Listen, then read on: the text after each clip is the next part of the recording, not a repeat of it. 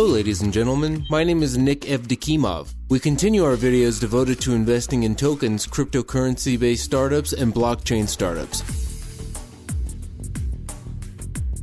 Today I would like to talk about an important component that we need while analyzing a startup and deciding whether or not to invest in it, which is token economy. We will look at items of demand. In the previous video, I made an overall introduction into the token economy and presented it as a key factor in the analysis of whether or not to invest in a startup. And this is the most important aspect of it, since the token economy is divided into two components, supply and demand. The topic is very extensive and can hardly fit into one video, so it will be covered in two segments. In the next video, I will go into details about supply. That is, I will talk about reduction in the number of tokens circulating within an ecosystem. And today we will talk about the demand for tokens, such as where it is coming from and how it works. To begin with, there are two types of demand. There is a natural demand that is generated by the business itself and an artificial one produced by speculation and various circumstances in the market. And first, we will talk about natural demand, which is very important for us. A business should operate in such a way that tokens are its core element, so that the company could transfer 100% of its cash flow into the token economy. In this case, the business would buy up tokens with the profits it yields. So here, tokens are the centerpiece, and this is important for us when we decide whether or not to invest in a startup. Next, I want to give you an example which will introduce this principle more clearly and transparently. For instance, let's take a service with a very simple function that allows each user to create a cryptocurrency wallet and turns phones into an Apple Pay or a Samsung Pay device by creating a Bitcoin wallet. This wallet converts currencies like Bitcoin or Ethereum when you, for example, pay for a coffee in a shop. It is a clear and transparent service. There is demand for it, and it is also clear how strong it is because there's always a need for Bitcoins to be converted into some kind of payment tools that are used everywhere. Unfortunately, it's still quite difficult to pay for any goods with Bitcoins. I will try to show you how it works by drawing a diagram. So we have a startup designed to solve the problem that I just mentioned. There are users who create their own cryptocurrency wallets in this startup and then transfer funds into it in the form of cryptocurrencies. Let's say user 1 has put 1 Bitcoin into a wallet, user 2 has put 10 Bitcoins, and user 3 has put 0.1 Bitcoin. Another thing is where these funds are paid. So now we will have a look at the simplest scenario. A user joins a startup, creates a wallet, turns his iPhone into a payment tool, and pays for some goods in the store. For example, we have user 3 who has 0.1 Bitcoin in his wallet, which is about $1,000, and let's say he paid the whole amount for some service. Naturally, the service charges a commission of 3%, and this is the main income that the service earns, so everything here is quite simple. The transaction was carried out. 3% of $1,000 is a profit that the service yields. Of course, the service embeds a token economy inside of its structure, which is why the commission for the service, as in the case of Ethereum, is paid in tokens. Tokens are then placed on a cryptocurrency exchange where they can be purchased and used to pay the commission.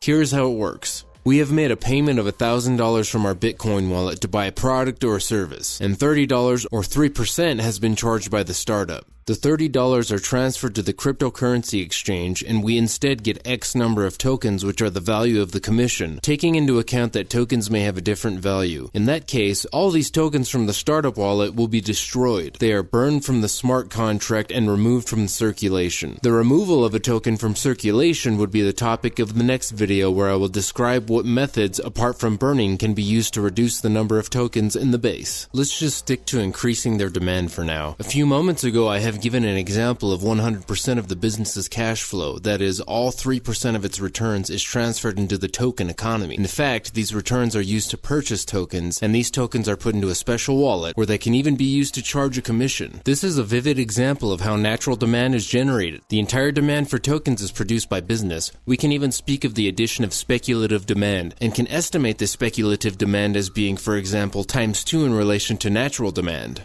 Yet we should not think that speculators will come running. If there's no natural demand, they will grab all the tokens, which will then increase the price. This won't always happen, of course, and the startup must rely only on its own business model to decide whether or not to invest in it. You have to look at what percentage of its income, and in this case, all of its income, is used to buy tokens and burn them. If so, then you should clearly understand that the startup emitting tokens cares about the interests of token holders. If the startup conducting ICO reserves some amount of tokens for the team, and you as a token holder possess some, then that becomes beneficial for both of you, and the startup startup itself. The company's main objective is to increase a turnover of the company, boost demand for its services, and for tokens. The startup abides by a classic principle. It also means that if we look at a flip side situation, when startup takes away a bigger part of its profit and somehow distributes it among shareholders and allocates a very small amount of money for the token economy, then we automatically have to pay attention to such an alarming situation. Now let's think about how we should oversee this model and understand how it works. There's a concept that is described in any white paper, one-pager or landing page, which is a distribution model. We should always understand who, besides us, the investors, gets tokens. Why is this important? Because we have closely examined a business model of a startup, and we now know that it will operate for a substantial period of time with no competitors. First of all, this is about a bounty program, advisors, and the service companies that help with an ICO.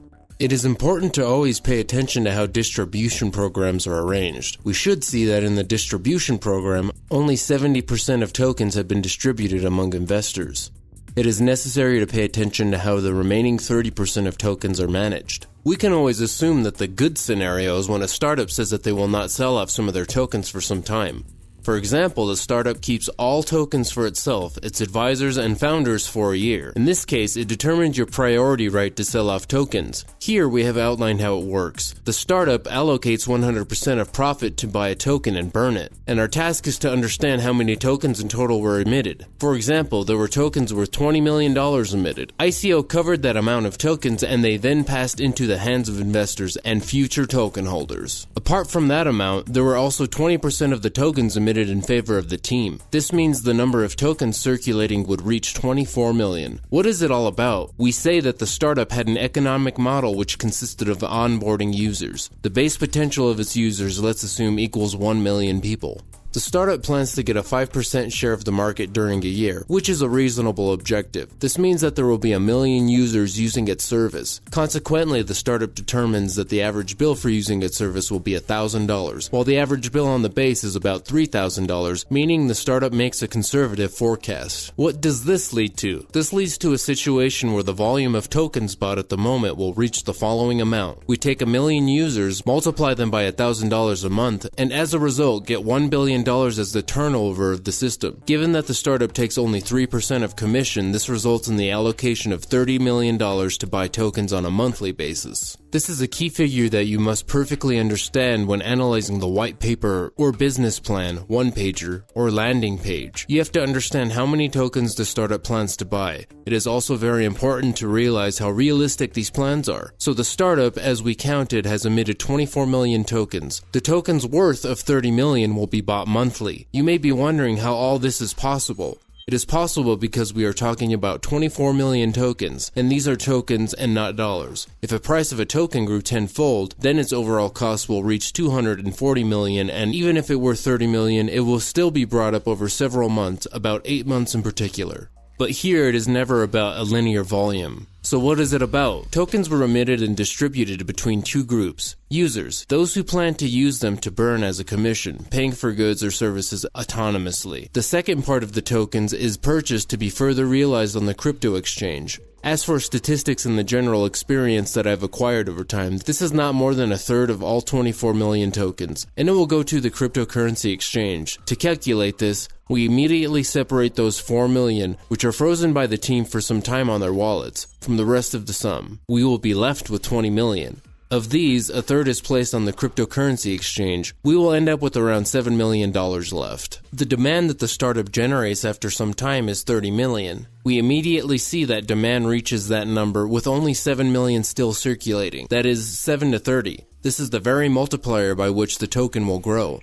Everything is accurate and precise. What is happening at this moment? This is when the exponential growth of the price begins. First, tokens are being bought. For example, when ICO was conducted and $1 was equal to 1 token, where the buy-up began to increase steadily, leading to a token growing threefold and the minimum price reaching $3 per token. Naturally, further buy-up of tokens leads to the situation where the cheapest tokens are bought, slowly shifting to the buy-up of more expensive ones. Therefore, as I mentioned earlier said, those who are ready to stay on the minimum bar have the fastest terms. And it turns out that all tokens are bought for $1, then $3, $8, $12, and so on, and now we are heading towards the planned result. Demand is growing along with the customer base. The result we reach is a decrease in the number of tokens and an increase in demand. But our business plan or theory economic model should always show exact growth rates. That is, we must assume that no more than a third will be in circulation and they will be bought up. You ask, what happens when all the tokens are bought up? This can never happen. When one token is equivalent to $1 million, and this is quite possible, the business will continue to function properly. Because if today we need 30 tokens to pay for the $30 transaction, then if the token grows 1 million times, we understand that we need 30 million tokens to pay off the commission. This means that the token's purchasing power is growing steadily. When we talk about the rise of demand for tokens, we will also touch upon the motivational parts. We'll tell you why we call 2 or 3 market participants to buy tokens. Because the purchasing power grows, and if today you buy 1 token and pay a commission of $30, then tomorrow you will pay a $100 commission with 1 token. So it increases, and the payment capacity grows as well. This is the basic key principle that we need to discuss. You should always calculate the exact figures for yourself. How much demand will there be for tokens? When we have 100% of cash flow of the business's income to be allocated to the token economy, then in this case all 3% of the commission is used only to buy tokens. It is very important. You should always be in the same boat with the startup. When you communicate with the startup, you can ask such questions directly. Questions like, what will stir up the growth? What will ensure that the tokens are bought up? If the startup tries to tell you that it will enter the cryptocurrency exchange and the speculators will come running and they will buy up the tokens, do not believe it. No speculators come this way. This is not a phenomenon of nature, it is a meaningful action. The speculator comes only at the time when the token is already growing and there is already a certain volume of natural demand which can be multiplied by speculative demand by 2 or 3. However, one should not depend solely on the hope that something positive may happen based on speculation. Now I have demonstrated how the startup should build the token economy and show the investor that it operates through the token economy so that it eventually ends up being in the same boat with the investor. This is the vital principle that startups should use during ICO. Do not hesitate to directly ask questions. What enables your income to go into the token economy? What part of it does? What will ensure it's being brought up, and what would be the prospective rates? How will they be emitted? How are your tokens preserved? These are questions that you have to ask when analyzing and reviewing the startup's documents. Of course, it is also worth conducting an analysis of the traditional business model. You must understand whether or not there is any need for this product on the market. If there is a need, then that's fine. If the startup addresses a significant market challenge, that is also important for us. We must analyze market statistics and understand what the demand can be and whether this demand meets the expectations of the startup. But most importantly, the startup should be able to tell you all of this. If it does, you can walk through the main points of its story, for example, referring to its white paper, one-pager, etc., and you can naturally take this decision. If the documents do not match, then asking questions is a must. Colleagues, our task is always to invest in startups and acquire tokens of the most promising and interesting ones. Tokens that meet those very requirements, although may seem too strict, is just the price that startup pays to enter the market. This is an opportunity to just start an ICO. Of course, our task is also to carefully choose those criteria for a particular token economy, and we must scrutinize the business itself and pay attention to such features as a team. Obviously, without a team, none of this can ever be achieved. We will address this in other videos. The next video that we are preparing now will be devoted to the token economy and supply and the flip side of this situation. We will consider the mechanics that help the startup reduce the number of tokens in circulation. After all, in any case, success is achieved at the intersection of 2 tendencies. When the number of tokens in circulation decreases and their demand increases. Our main objective is to get to the golden section to which we all aspire. Thank you for your attention. Once again, all information about consultations and my contact information is available on Evdokimov.com. Go to my contact page and I'd be happy to consult you on investments and building token models for startups. I am always glad to receive your letters. Thank you for your attention.